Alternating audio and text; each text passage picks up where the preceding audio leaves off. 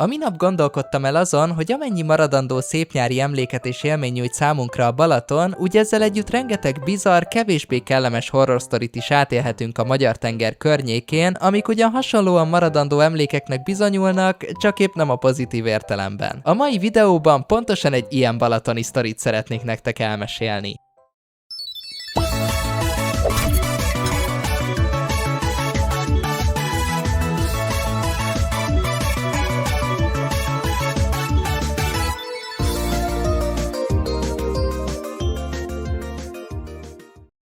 Körülbelül 4 évvel ezelőtt történt az eset, mikor is akkori osztálytársammal és egy másik közös barátunkkal elhatároztuk, hogy közösen leutazunk Siófokra, és befizetünk egy helyi koncertre, na meg persze, ha már ott vagyunk, fürdünk is egy jót a Balatonban. A koncert egyébként kifejezetten különleges élmény volt mindhármunk számára, én ráadásul életemben először vettem részt ilyen eseményen, így aznap este teljesen le voltam nyűgözve, arra azonban egyikünk sem számított, ami a koncert helyszínétől nem messze, a jó öreg Balaton vizében várt minket. Egyik nap ugyanis eldöntöttük, hogy egy közeli partszakaszon egy kiadós ebéd után bizony merülünk egyet, és habár a víz akkorra még nem volt annyira felmelegedve, ez természetesen nem állíthatott meg minket a terveink beteljesítésében. Jó ideig csak úszkáltunk és hülyéskedtünk a vízben, ahogy ez a suli fogságából szabadult élén kölykökként szokás, viszont egy ponton a fejünkbe vettük, hogy mi bizony megcélozzuk azt a kis közeli horgástéget, ami tisztán kivehető volt a távolban. Így hát elkezdtünk a célpont irányába úszni, persze nem siettük el a dolgot, útközben is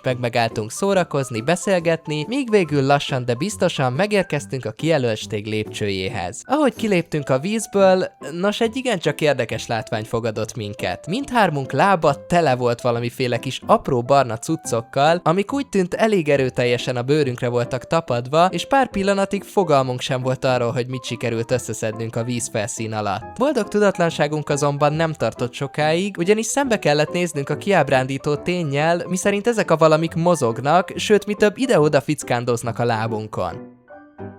Pánik! Mint kiderült, apró kis piócákról volt szó, melyeket a rádöbbenésünk után természetesen fénysebességgel próbáltunk leszedni a lábunkról, azonban olyannyira a bőrünkre voltak tapadva, hogy szó szerint egyesével lehetett csak leválasztani őket. Ennek eredményeképp vagy fél óráig vadásztuk az apró vízilényeket a stég tetején állva, ami kívülről nézve biztos vagyok benne, hogy fergeteges látvány lehetett. Végül szerencsére az összes piócától sikeresen megszabadultunk és lezárulhatott a küzdelem, a miniatűr tetemek mint egy hosszasan vívott csata után hevertek a deszkákon. A győzelmi öröm azonban nem tartott sokáig, ugyanis hamarosan megszületett bennünk a felismerés, miszerint valahogyan még vissza is kellene úszni a partig, tehát ismét szembe kell majd néznünk a mélyben lakozó kis lényekkel. Biztosak voltunk benne, hogy a hosszú hínárokról sikerült összeszednünk őket, így úszás közben különösen odafigyeltünk, hogy ne érintkezzünk a növényzettel, melynek hála a parthoz visszatérve már csak néhány darab piócától kellett megszabadulnunk. Őszintén szólva nekem ez volt az egyik legbizarabb élmény, amit eddig átéltem a Balatonon töltött nyaralásaim alatt, persze nem azért, mert annyira durva vagy veszélyes lett volna, csak egyszerűen nagyon váratlanul ért minket. Hogyha esetleg nektek is van saját balatoni vagy más strandos horror sztoritok, amit szívesen megosztanátok, azt nyugodtan írjátok le egy kommentben. Úgyhogy köszönöm, hogy megnéztétek ezt a videót, és találkozunk legközelebb. Addig is sziasztok és további kellemes nyaralást nektek!